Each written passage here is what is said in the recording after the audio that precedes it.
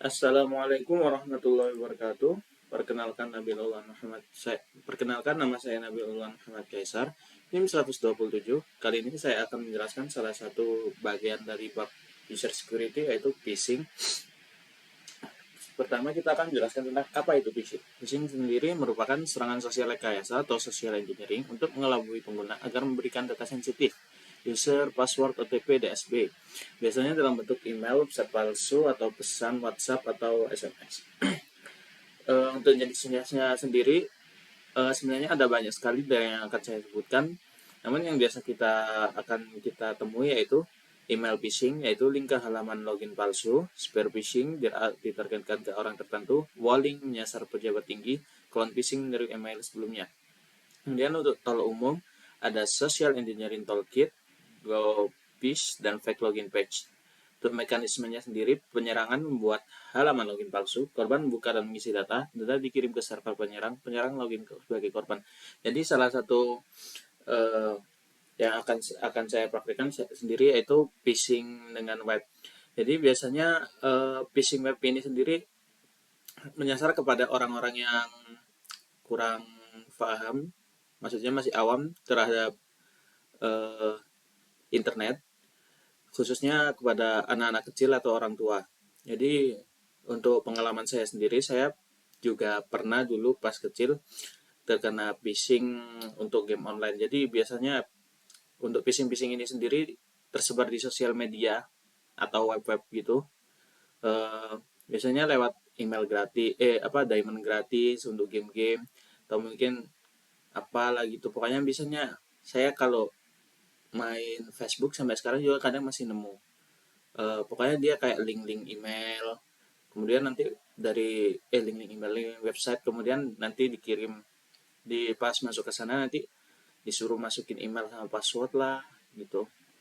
Jadi untuk eksploitasi phishingnya sendiri yang akan saya praktekkan yaitu menggunakan kita akan mencoba untuk phishing game. Jadi dalam game sendiri kan biasanya ada masukkan email atau ID sama password. Nah itu biasanya kan menyasar ke anak-anak kecil yang pengen top up gamenya gitu. Jadi saya akan mempraktekkan sesuai dengan pengalaman yang saya pernah lalui juga. Jadi kemudian untuk uh, sebenarnya ini cuma web sederhana, web lokal sederhana yang akan saya praktekkan. Di sini nanti ada index, yaitu halaman utamanya, kemudian save PHP, yaitu untuk menyimpan dari email dan password korban yang akan disimpan ke log.txt ini. Jadi biasanya pertama mereka akan mengiming-imingi dengan diamond gratis atau apa gitu kalau untuk game. Nah tentunya kebanyakan korban anak kecil yang ya pokoknya ingin lah dia dapat game diamond gitu. Jadi pertama mereka akan seperti menarik perhatian mungkin lewat sosial media, lewat video. Gua habis dapat diamond dari ini, web ini, segera klaim juga event ini gitu. Ini pertama.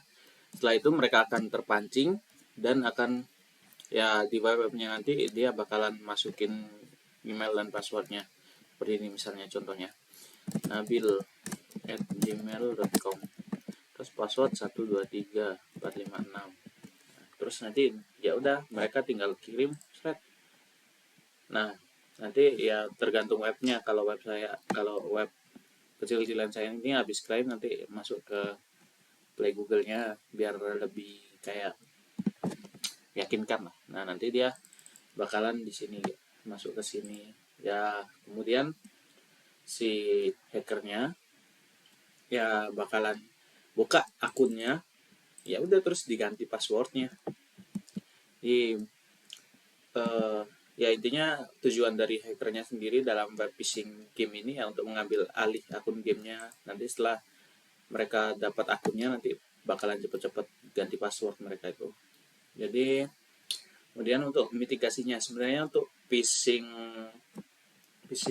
kayak phishing email password seperti ini tuh nggak ada pencegahan, nggak ada hal-hal yang bisa mencegah kalau bukan dari diri sendiri.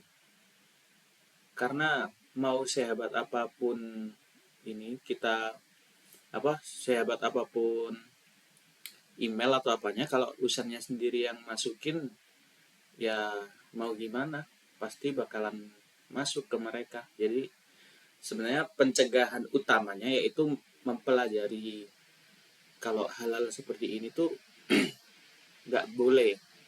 Dan biasanya di game-game juga terdapat peringatan. Kalau untuk game-game sendiri biasanya terdapat peringatan, kami tidak akan meminta email dan password di luar game, maksudnya di luar aplikasi gamenya sendiri, kayak di web-web gitu.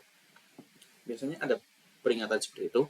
Namun mungkin ada beberapa mitigasi lain yang eh, bisa dijalankan meskipun ini tidak 100% berhasil, karena yang paling pas untuk mencegah hal-hal seperti ini yaitu kita harus belajar sendiri.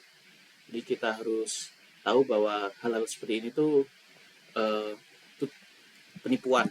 Jadi biasanya biasanya nah biasanya tuh web-web seperti itu mungkin UI-nya nggak terlalu bagus.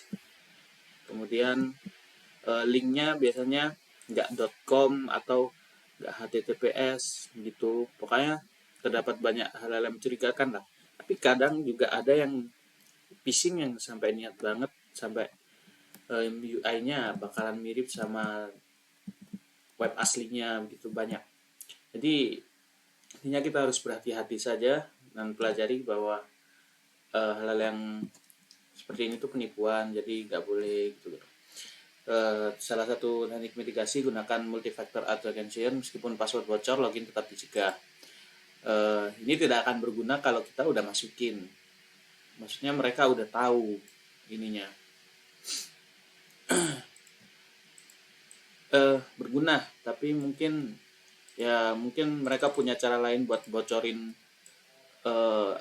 authentication-nya. Soalnya biasanya bakalan tetap bisa tembus, kadang juga enggak.